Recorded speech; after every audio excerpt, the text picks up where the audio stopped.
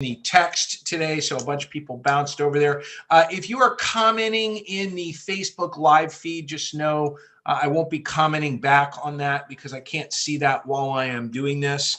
As always, you can use the chat here if you want. Again, we'll look at them towards the end of the call. We do like to try to keep these calls to 30 minutes. Every one of these calls is turned into an audio podcast as well. It's on the Big Joel Show, wherever you get your podcasts. All my stuff is on there as well. My studio stuff with guests on Spotify or iHeartRadio, iTunes, wherever you get your podcasts. This podcast will be up pretty soon.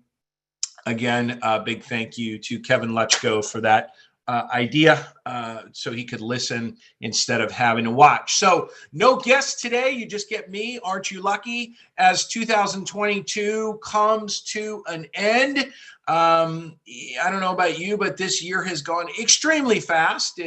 And I think for a lot of loan officers, it's gone painfully. And for real estate agents, it's gone painfully, especially over the past I'll call it 4 to 5, maybe 6 months. I'm sure you all have figured out now, depending on your length of time in the business, just how epic 2020 and 2021 actually were. Some people are, comparing it volume wise to the big 80-20 debacle run up in 04, 05, 06. Right into 07 before the massive crash. Others are saying there was actually more volume done. And interestingly enough, more volume done where people actually had to qualify. You couldn't just breathe on a mirror and get a loan. And I think the only big major changes that we've seen, besides the rates going up, we've definitely seen a tightening on non-primary residences. Those of you that have not been in the business for a long time, like myself and some other old people in here, Ed Bram, Teresa Green, you know that those guys all know that, when I started an investment property, the minimum down was 30% down. I mean, you couldn't do anything without putting 30% down. It just was what it was. Second homes, more like 20% down and then right on up. And for those of you that are perplexed by any of this, just know that actuarially, an actuarial term for basically looking at risk. If you get in a lot of trouble, the first property you give up is an investment property. The second property is your second home. And the last property is always your primary because that's the one you want to stay in. Therefore, an investment property is riskier.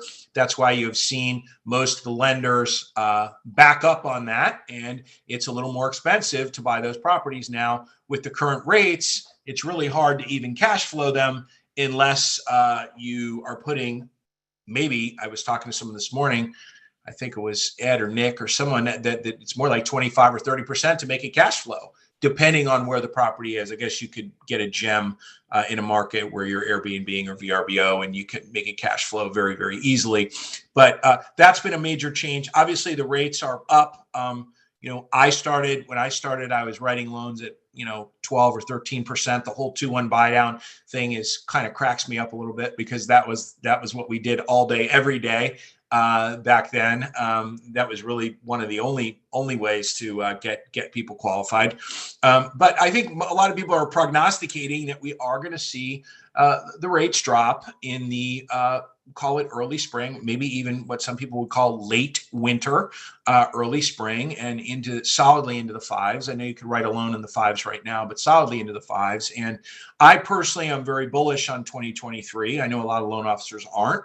I will share with you a large portion of LOs that work with me one-on-one are having very big Decembers. They've got a lot going on in December. Unit counts, and their Januaries are looking just as good. So they're going to be rolling into 2023 hardcore, ready to go. So, if you're still doing this and you haven't tapped out yet, that means you do have an extremely positive attitude. And the first thing I just want to talk about today, I want everyone to just really, really hear me. It is your job. You are an ambassador of positivity. You can write that down. You are an ambassador of positivity in our business.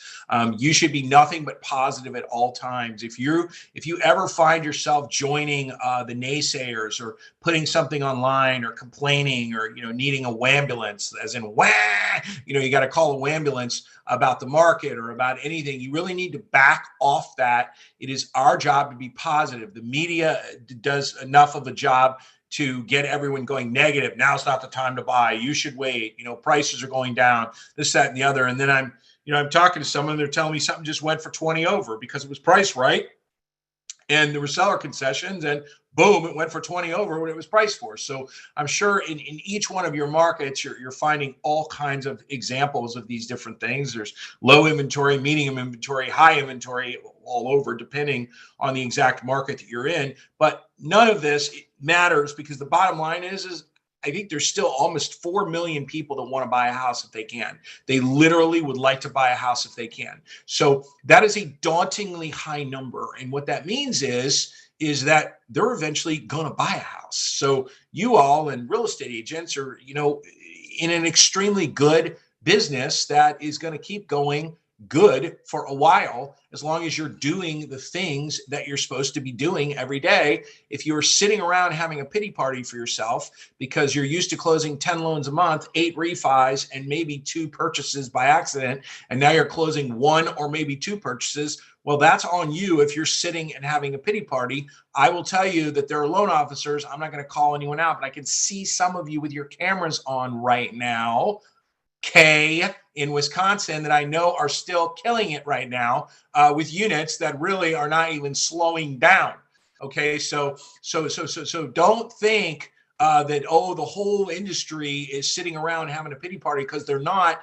In fact, the best loan officers are waiting for the other loan officers to tap out and literally just get out of the business so you can get out of their way. One of the best comments I heard was a couple of months ago from someone I've worked with for years.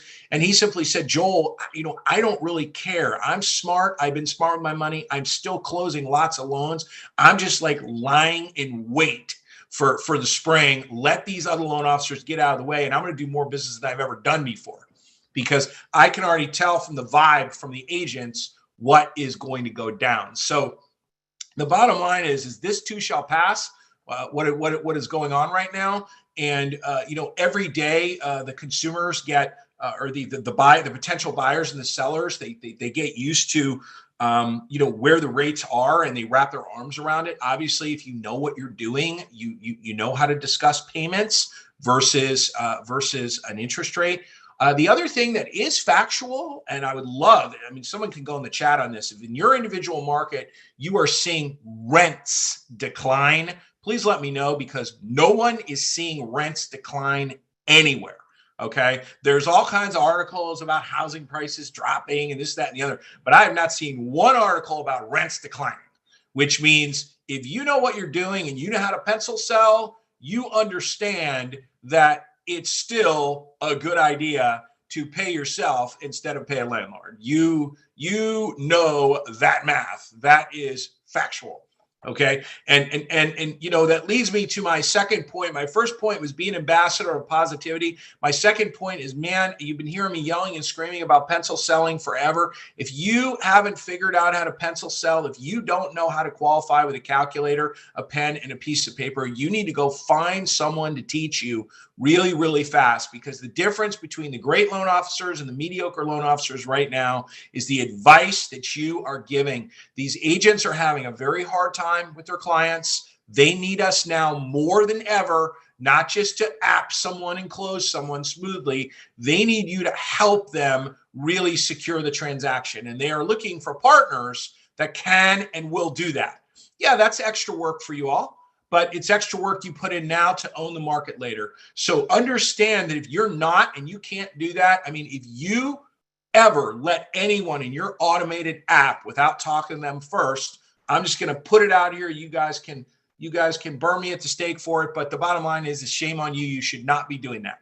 Okay. That is a bad place to just be dumping people in this kind of market. Someone on your team, someone should be talking to everyone before they get in any of your automated stuff. Your agent partners want it.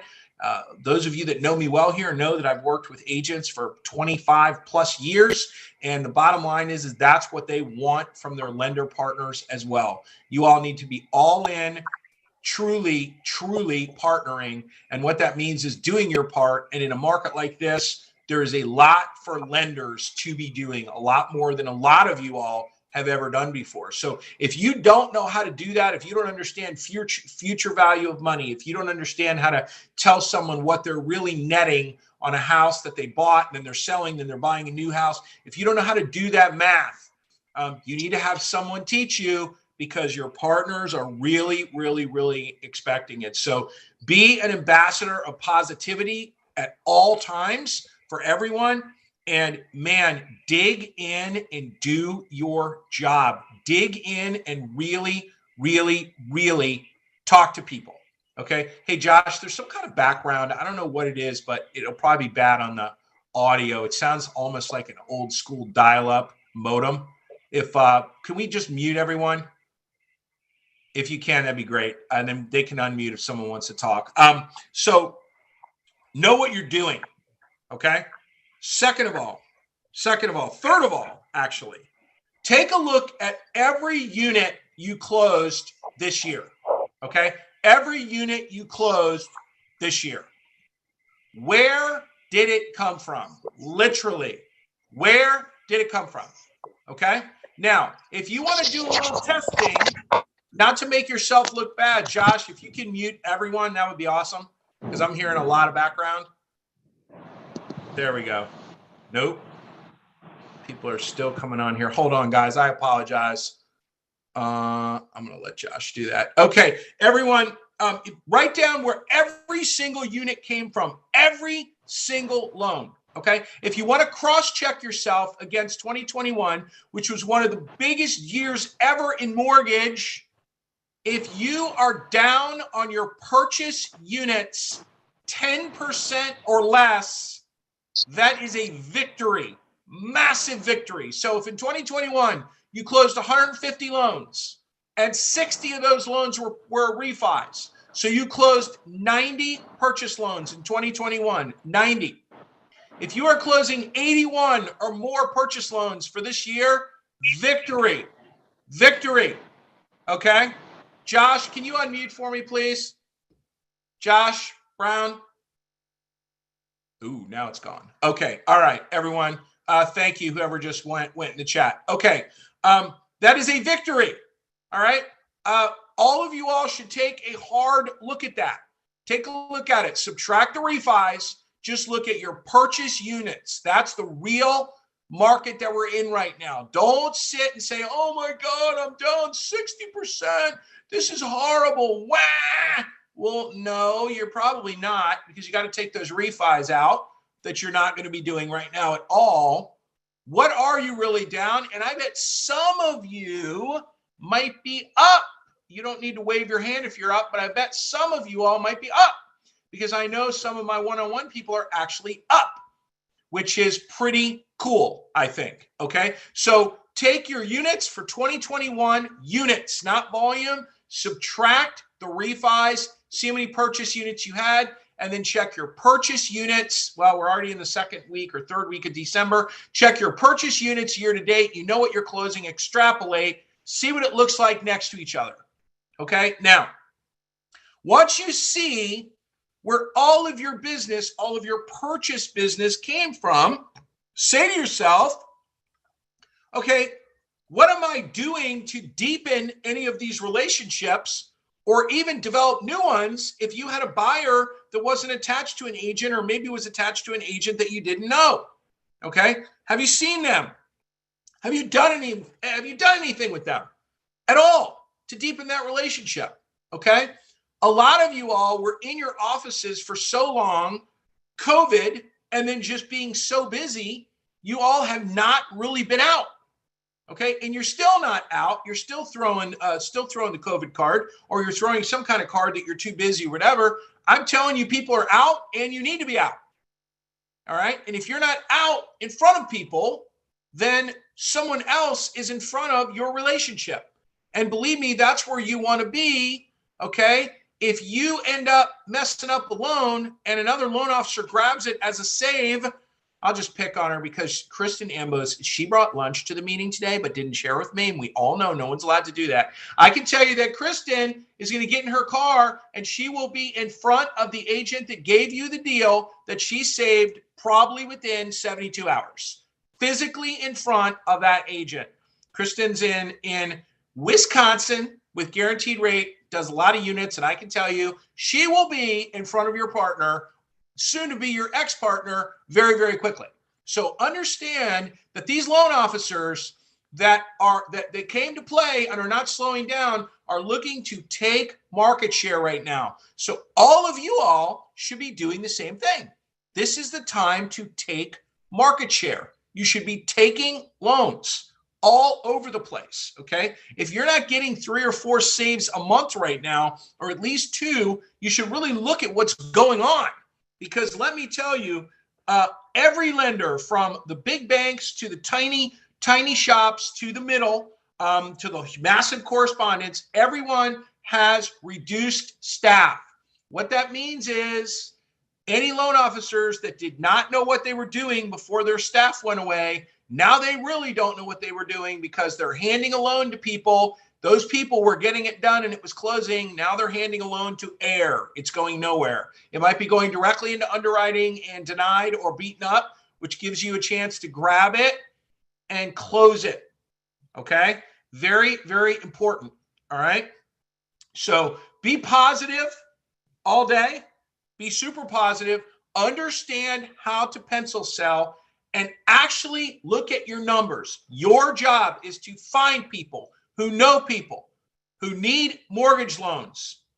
Your job is then to become best friends with those people that know the people that need loans and get them to refer those people to you. Your job is to be getting referrals, not necessarily working on the loans. Of course, we know that's an ancillary part of your job to work on the loans, but your job is to get the loans. Okay? And if you're not doing something about that every day, then somebody else is with your partners or with your potential partners. Okay? So you really need to sit and think about it. And don't give me the old, oh, it's the holidays. Nobody cares. The market's horrible. No one's buying or selling anything. I can tell you again, without naming names, people I can see on this call, okay, literally, people are out doing stuff right now. And I don't know about you all. You all could just give me a thumbs up. But when I was originating loans, I was always top of the house for December and January because I just never stopped. I didn't buy into the hype of, oh, it's December and January. No one does any loans. The only exception, which I totally get, is you guys that are big snowy places where you get just dumped on with a ton of snow and they can't do home inspections and things like that. But besides that, really, the market never stops for people that really want to buy and really want to sell. They just keep cooking if it's important to them. The other thing that is, very interesting going on right now is a lot of the companies are going back and they're making a little noise about, hey, we want you back in the office, whether it's for 2 days or 3 days or 4 days, some places it's 5 days. This is actually spurring the market in certain areas where people moved too far away and they actually need to move back a little closer. That is going on as well. If you ask your realtor partners, your agent partners, that is going on as well. So all of this is coming together. But the one thing that I really think is going to happen, and I'll put it on tape here so you all can, so I can be wrong if I am wrong, is, all of these headlines, prices are dropping, this is dropping, don't buy a house now, wait to buy a house, whatever. This is what I think. What I think is, yeah, maybe a house is listed for $400,000 or $500,000, and maybe it's going for $490 with $20,000 in seller concession. So it's going for $470 net or whatever instead of $500. Okay. If the rates drop solidly into the mid fives, the media is going to help us out. It's going to get a little crazy again. We know there's 4 million people that want to buy houses. Watch what that $500,000 house goes for now. It'll be right back up going over. Okay. And if you do the math, you're much better off at $490 at 6.25 than you are at $580 at 4 or 3 3/4, whatever it is. Do the math, literally do the numbers. I think you all know this. Okay. I think a lot of your agent partners definitely need you to help them with these kind of numbers. I'm a firm believer if you sit on the fence right now as a potential home buyer because you're waiting for housing prices to drop, I think unless you're in a very, very unique, maybe a luxury market or something where you're looking at 10, 15, $20 million houses, I think you very much end up missing the bus. I don't know if any of you all agree with me on this, but I think all of the signs are there. James Allen in Connecticut is saying we're only seeing 2 to 4% reductions where he is. That is West Hartford, Connecticut, which is a suburb of or all around Hartford, Connecticut. It's not that big. And James, I'm hearing that in Kristen. Is that the same for you? You can thumbs up. You're in that type of market. Not massive reductions at all, right? They're moving when they're on, right? Yeah. More solid, lower, not lower, but average loan amounts are going to be lower than the super high end. Kristen, do you have inventory? You have houses for people to buy? We do. Yeah. Okay. And I'm sure, and I know that James does as well. So some of you all that are in the very, those areas, call it even Boston Metro, where, there were times a couple of years ago where there was like one house and there was like 400 people in line. It looked like people waiting to get into a concert to look at, to go to the open house. Even those markets are beginning to, normalize a little more and a little more. And I think when we get that little rate pop down and the media gets on our side, we are going to have back to a quote unquote buying frenzy for 2 reasons. Number one, the buyers are there. And number 2, the rates, the rental rates are not receding. That house that someone's renting or that apartment for $1,800 a month that didn't go down to $1,600 just cause. In fact, if anything, it went to $1,850. So if the rents keep the same or keep going up, it just makes buying a home better and better and better and better. Even if the rate's 6 3/4, it really doesn't matter. You're still better off than you are renting for sure, which means, again, these are numbers conversations. Someone asked a question about pencil selling. What I mean by pencil selling, the person that asked that question, is you could sit down with someone with a pen and with paper and literally teach them why it's a good idea for them to do whatever they're doing, not with smoke and mirrors, literally show them.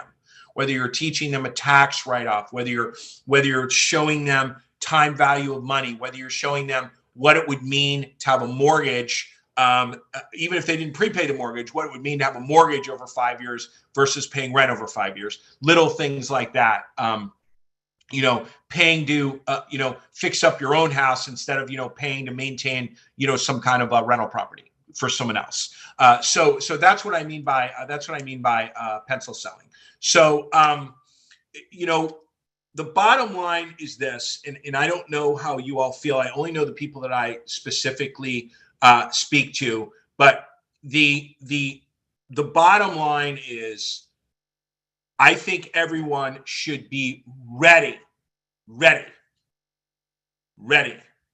for a big 2023.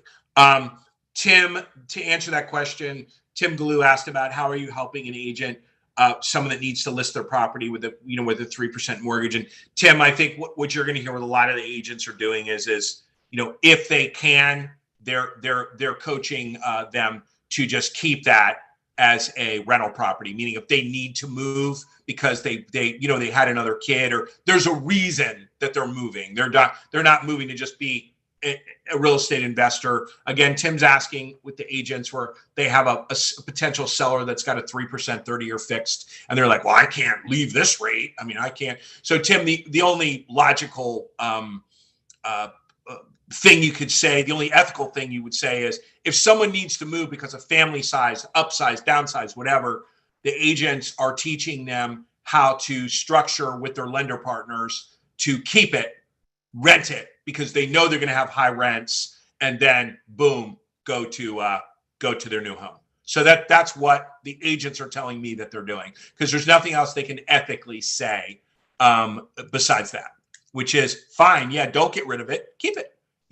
Just keep it. Or Tim, depending on what type of financing they're able to use, maybe they're using some type of, arm on their new purchase, and they're gonna wait and pay the arm, or maybe even prepay the arm, and then attempt to refinance as rates ease up. But we asked this question. I was in Connecticut a little bit ago, and the agents were all talking about it, and overwhelmingly they all said the ethical answer is, if you need to move for some reason, then keep it and rent it, because of how high the rents are. Then it becomes, how are they going to buy the new house? Do they have a down payment? That's a whole separate, we'd be on here for hours, talking about that. But that's what the agents are saying. So everyone, my big message today is batten down the hatches, make sure your systems are in place. Okay. I think 2023 is going to be awesome for a lot of different reasons. I think we're going to see a bunch of LOs get out of the business. A bunch of the agents are already getting out of the business. Which means we can do all of that business. There's plenty of people that want to buy, and we can do all of those mortgages. And I really think it's going to be great. Make sure, as far as internally, that you are submitting super clean files. A lot of companies are moving towards using more technology, where those of you that are not submitting clean files, you're going to get left in the dust. You should have no conditions on your approvals, literally none. Look at your last 10 approvals and see what's on there, and start fixing everything one at a time. You should not have LOXs and large deposits on your approvals. If you have large deposits on your approvals, that's a fail. If you ever have an underwriter redo your income, that is an epic fail. It is our job to know how to do income. The underwriter shouldn't be doing that for us. But as staffs are reduced, we need to do our job better and better and better. I know a bunch of the LOs that work with me, this is not really phasing them at all, because they hand in extremely clean files anyway. So they're not really worried about it. Their files are literally just getting approved quicker. That's what Ed Brem told me this morning. He's like, they're just flying through there at 100 miles an hour if they're clean. I mean, literally flying through there. So everyone, this will be our last call for 2022. The next Mondays are right around Christmas, and the next Monday I think is that federal holiday. That's because January 1st is on a Sunday, so that Monday is a federal holiday. So our next call will be January 9th for this call, and I'll definitely have a special guest on there to kick off the new year. In fact, we already know who it's going to be. He's a great loan officer, grinder, does a lot of units. Great guy. So it will definitely be exciting. You too, Kristen. Kristen just said happy holidays. Happy holidays to all of you. Thanks for being with me for the whole year this year. Some of you all are newer, but I really appreciate it. I love learning stuff from you all, as well as teaching you whatever I know. And have a safe holiday season. I'll talk to a bunch of you all on Friday on Crush Calls. The rest of you have a safe holiday season, and I will talk to you in the new year. Happy 2023. See you all.